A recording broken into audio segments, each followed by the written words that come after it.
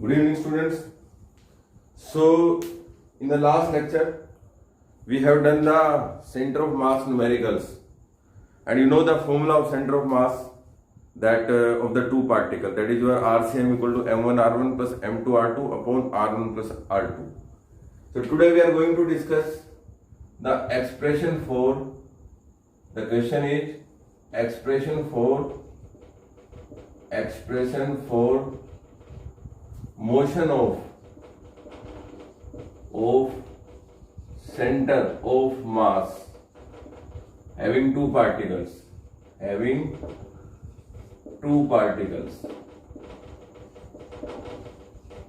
मतलब हमें क्या करना है, expression find out, we have to find out the expression of motion of centre of mass.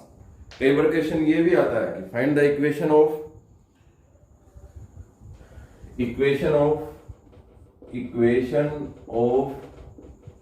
Motion of centre of mass,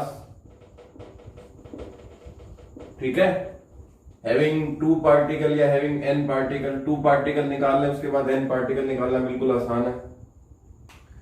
तो आप ये पहले क्वेश्चन लिख लीजिए, और question is expression for motion of centre of mass having two particle या equation of motion of centre of mass having two particle.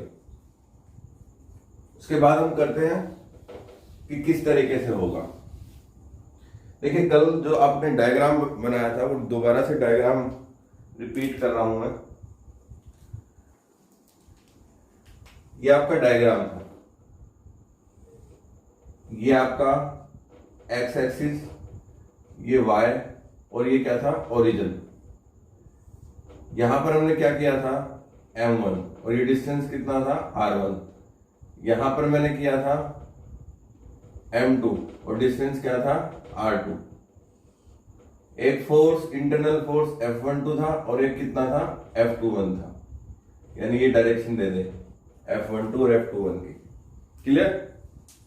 और ये आपका क्या था student, this is your RCM. ये आपका क्या था, सेंटर ऑफ मास. यहां सेंटर ऑफ मास क्या करेगा, लाई. तो इस एक्सप्रेशन को करने से पहले सिंपल हमें फॉर्मूला लिखना है. ये तो डायग्राम है. उसके बाद आप फॉर्मूला लिखेंगे RCM का, जो सेंटर ऑफ मास है, RCM. ठीक है, इसको आप कैपिटल R ले लीजिए, स्मॉल r भी ले सकते हैं, तो बस डिफरेंशिएट करने के लिए कैपिटल R. ये कितना था आपका, m1 r1 plus m2 r2 upon m1 plus m2. अब आप क्रॉस मल्टीप्लाई कर दीजिए. ये 1 था, तो RCM into m1 plus m2, ये आपका किसके बराबर आ गया, m1 r1 plus m2 r2. Clear student. अब नेक्स्ट स्टेप में क्या करना है, ये जो m1 प्लस m2 है, ये तो कैपिटल M के बराबर हो गया, क्योंकि ये नेट मास है बॉडी का. ये जो बॉडी थी, ये इस तरीके की बॉडी थी आपकी. इसमें ये कितना था आपका, m1, ये r1 था, और ये m2 था, और ये डिस्टेंस r2 था, और सेंटर ऑफ मास कहीं बीच में लाई कर रहा था आपका. तो ये नेट मास बॉडी का कितना है, कैपिटल M. ये रिप्लेस कर दीजिए, RCM into capital M equal to m1 r1 plus m2 r2. Clear. अब इस वाली फिगर को मैं रब कर रहा हूं. उसके बाद जो हमने करना है वो क्या करना है, आप इसको इक्वेशन नंबर को 1 मान लीजिए. अब differentiating equation 1 with respect to time. Clear student. तो कितना आ गया आपका, m तो कांस्टेंट था, ये DRCM डिवाइड बाय dt, और ये कितना हो गया, m1 कांस्टेंट, ये कितना हो गया, dr1 बाय dt. और ये कितना होगा m2 कांस्टेंट, और ये होगा dr2 बाय dt। क्लियर? अब जो ये m है आपका, ये कितना बन गया VCM, क्योंकि आपको पता है rate of change of displacement वो क्या होता है वेलोसिटी, तो ये कितना बन गया drCM बाय dt, ये कितना बन गया VCM, और ये कितना बन गया m1v1 और ये बन गया m2v2। Now again differentiating with respect to time, again differentiating, इसको इक्वेशन नंबर 2 मान लीजिए। अगेन डिफरेंशिएटिंग, या अगर आप इक्वेशन 2 मानते हो तो सिंपल लिखेंगे differentiating equation 2 with respect to time. तो कीजिए इसको, ये m कांस्टेंट था, ये कितना होगा dVCM बाय dt, ये कितना होगा m1 dV1 by dt plus m2 dV2 by dt। तो ये क्या बन गया m और dV बाय dt, ये सिंपल एक्सेलरेशन होता है, तो ये ACM बन गया, और ये m1A1 प्लस m2A2, इसको बोलेंगे हम F एक्सटर्नल। ये क्या बन गया m1A1 प्लस m2A2। अब हमारा फॉर्मूला क्या आ गया था, F external should be equal to m1A1 plus m2A2। अब स्टूडेंट क्वेश्चन ये आता है कि इस फॉर्मूले का क्या मतलब है मोशन ऑफ सेंटर ऑफ मास से। तो देखिए पूरी कहानी समझिए। अगर कोई बॉडी, अगर आपकी रिजिड बॉडी रेस्ट पर है, इसका मतलब कोई एक्सटर्नल फोर्स नहीं है, तो अगर आपका F एक्सटर्नल 0 है तो एक्सेलरेशन भी क्या होगी आपकी 0, यानी उस बॉडी की एक्सेलरेशन भी 0 होगी। अंदर जो पार्टिकल हैं उनमें तो मोशन होगा, लेकिन दोनों पार्टिकल में इक्वल एंड अपोजिट फोर्स होने के कारण जो आपका नेट आपकी एक्सेलरेशन है वो कितनी बन जाएगी 0। किस तरीके से देखिए, अब इसको प्रूफ करते हैं, इसको हमने प्रूफ करना है। ये तो हमारा motion of centre of mass आ गया, तो इसको देखिए प्रूफ करते हैं। क्वेश्चन आ जाता है कई बार, तो किस तरीके से प्रूफ करेंगे। हमारे पास एक्सप्रेशन के बीच में कहीं पर आपके देखिए हमारे पास ये चीज आई थी क्या, जो आपका RCM वो कितना था m1r1 plus m2r2 upon m1 plus m2। तो इसका जो आप डिफरेंशिएशन है, इसका डिफरेंशिएशन आप कर सकते हैं, ठीक है। कैसे कर दीजिए, drCM बाय dt, ये कितना हो गया m1 dr1 by dt plus m2 dr2 by dt upon m1 plus m2। Clear student? अब ये कितना बन गया आपका VCM, और ये कितना बन गया m1 v1 plus m2 v2 upon m1 plus m2। अब हमें एक्सेलरेशन लेके आना है, तो अगेन डिफरेंशिएटिंग, जैसे ये इक्वेशन प्रूफ करी थी उसी तरीके से, तो ये कितना बनेगा dVCM by dt equal to m1 dV1 by dt plus m2 dV2 by dt upon m1 plus m2। तो ये कितना बन गया ACM यानी एक्सेलरेशन, ये m1A1 प्लस m2A2। अब अगर आपका एक्सेलरेशन 0 प्रूफ करनी है हमें, कैसे होगी। देखिए कोई एक्सटर्नल फोर्स नहीं लग रहा है, तो m1A1 ये F के बराबर होगा, एक इंटरनल फोर्स के बराबर। तो ये कितना हो गया, F की वैल्यू A1 की वैल्यू कितनी होगी F by m1। Similarly A2 की value minus F by m2 हो जाएगी, क्योंकि ये इंटरनल फोर्स इस डायरेक्शन में और ये इंटरनल फोर्स इस डायरेक्शन में, दोनों इक्वल एंड अपोजिट है। एक अगर पॉजिटिव लेगा तो दूसरा नेगेटिव लेना पड़ेगा, तो ये वैल्यू यहां पुट कर दीजिए। तो ये ACM should be equal to m1 F by m1 plus F by m2 minus into m2। तो ये आपका आंसर कितना आ गया 0। तो ACM कितना आ गया आपका 0। तो ये हमने प्रूफ कर दी, नेट एक्सेलरेशन कितनी हो गई 0। इसका मतलब क्या है कि बॉडी अगर रेस्ट में है तो रेस्ट में ही रहेगी। अगर कोई रिजिड बॉडी रेस्ट में है तो इंटरनली उसके मॉलिक्यूल एक दूसरे पर फोर्स लगा रहे हैं, लेकिन इक्वल एंड अपोजिट फोर्स से नेट फोर्स 0 हो गया, तो वो बॉडी क्या करेगी आपकी, वहीं रहेगी। और अगर कोई मोशन में बॉडी है तो वो मोशन में ही रहेगी आपकी, क्योंकि एक्सटर्नल फोर्स तो हम लगा नहीं रहे। ठीक है, तो ये इस तरीके से। अब इसमें और भी अगर हम डीपली कॉन्सेप्ट लें, अगर आपकी एक्सेलरेशन 0 हो जाती है, अगर आपकी एक्सेलरेशन 0 हो जाती है, तो एक्सेलरेशन है वो 0 हो जाती है। एक्सेलरेशन कितना होता है, dvcm by dt equal to 0। तो इसका मतलब vcm कितना हो गया आपका, कांस्टेंट, यानी उसका सेंटर ऑफ मास फिक्स रहेगा और उसकी वेलोसिटी क्या रहेगी, कांस्टेंट, और मोमेंटम भी क्या रहेगा आपका, कांस्टेंट।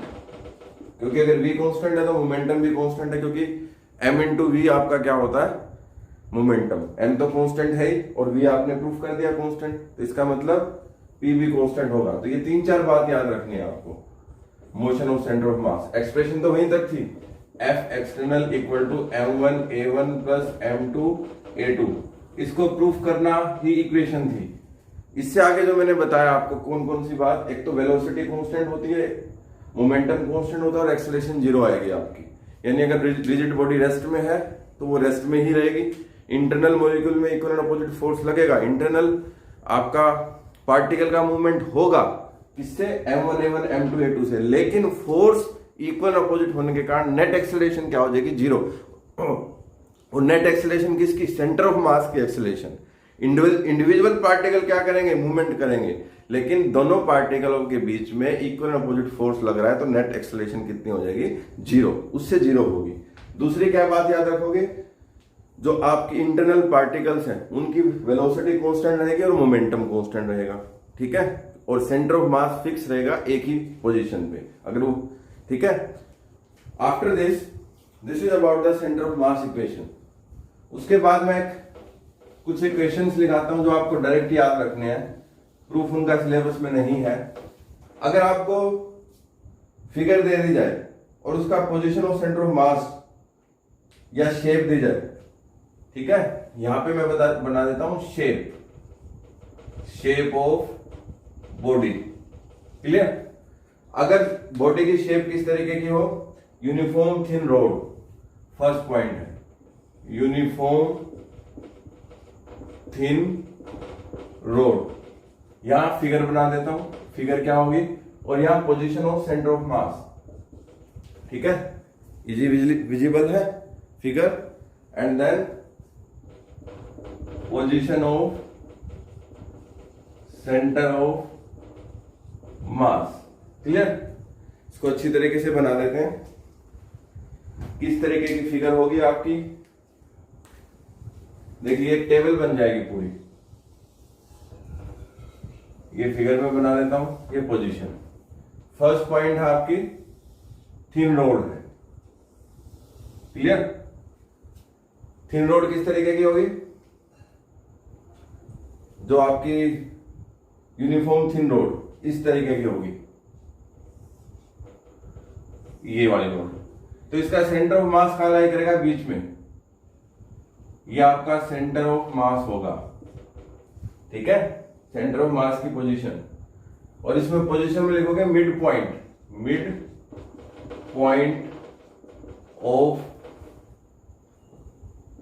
ऑफ द रोड, ठीक है। उसके बाद है सेकंड आपका, सेकंड आपका आएगा सर्कुलर रिंग। अगर आपकी सेकंड पॉइंट में आ जाती है सर्कुलर रिंग,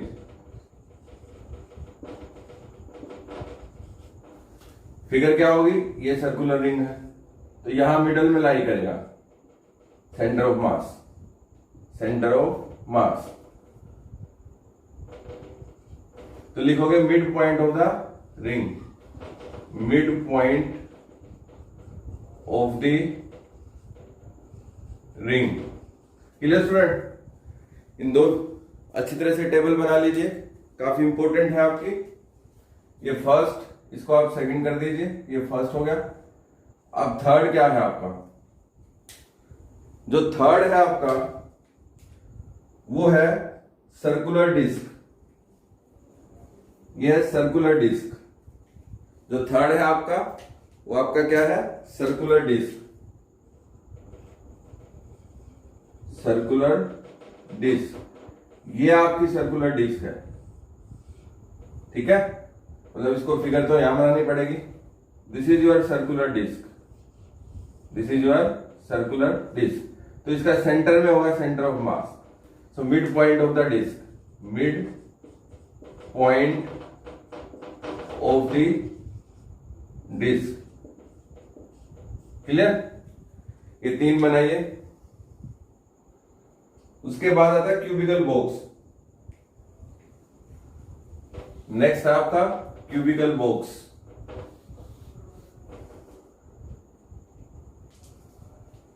क्यूबिकल बॉक्स किस तरीके से होगा? 4th पॉइंट, क्यूबिकल बॉक्स ये इस तरीके से होगा आपका।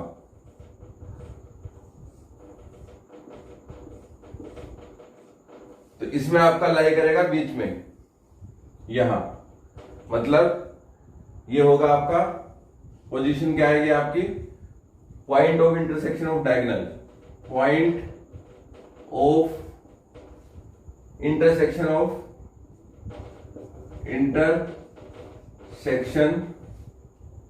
ठीक है, इंटरसेक्शन ऑफ डायगोनल्स। क्लियर? उसके बाद 5th है आपका सिलेंडर।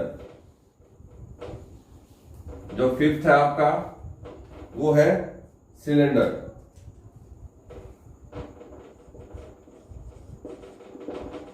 सिलेंडर किस तरीके का होता? इस तरीके का। तो इसमें भी बीच में लाई करेगा सेंटर मास।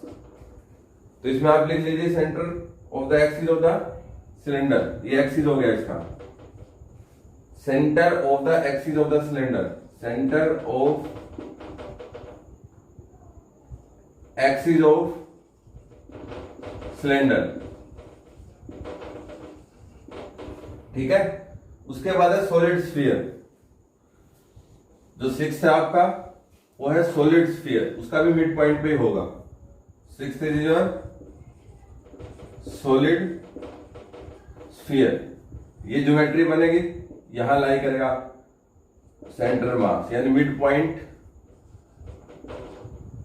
ठीक है, सेंटर ऑफ द स्फीयर ये क्या होगा? Centre of sphere. तो ये 6 नोट कर लिए। उसके बाद हम 7th पर बढ़ते हैं।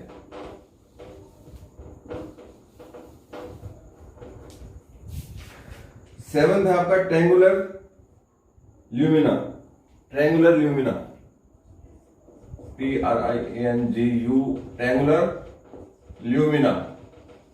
ये ट्रायंगुलर ल्यूमिना क्या होता है? देखिए इस तरीके की आपको एक ट्रायंगल मिलेगी, ये।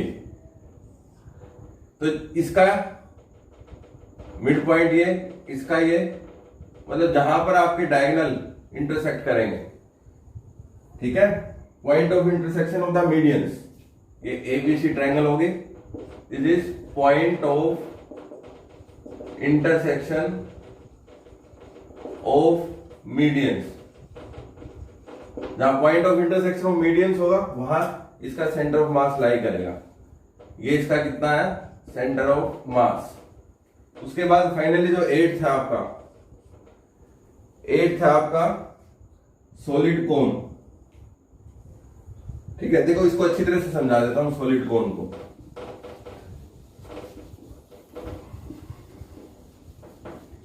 जो सॉलिड कोन है किस तरीके से बनेगा?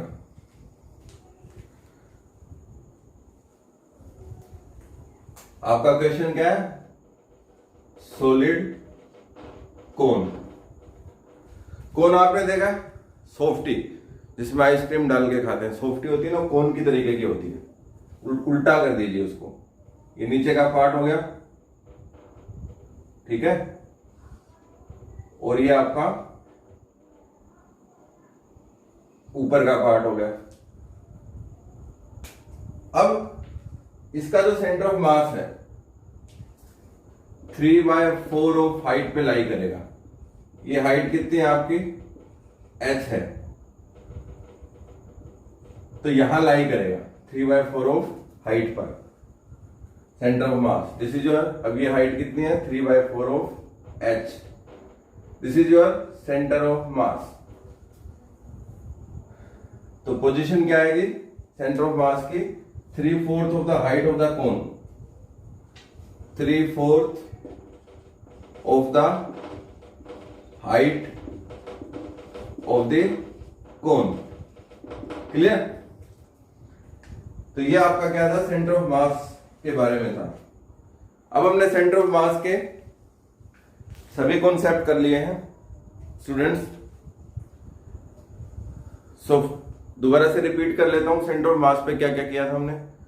Firstly we have done the definition of centre of mass, then we have done the expression of centre of mass of two particle, और मैंने ये बोला था n पार्टिकल के लिए आपको खुद करनी है, तो 2 पार्टिकल के लिए होगी तो n पार्टिकल के लिए भी सेम है आपकी।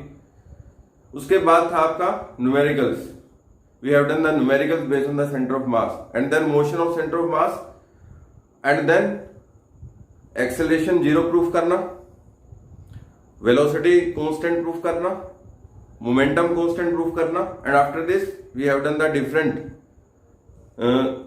Symmetrical structure having centre of mass. तो जितने भी डिफरेंट 8 हमने सिमेट्रिकल स्ट्रक्चर किए फिगर की, उनका सेंटर ऑफ मास, ये सारे के सारे 1 मार्क्स के क्वेश्चंस शॉर्ट फॉर्म के क्वेश्चंस में पूछे जाते हैं, इसलिए मैंने आपको सारे लिखवा दिए। So this is about centre of mass. So student, in the next lecture we will do the next topic based on this chapter, that is your rotation motion. Okay, thank you.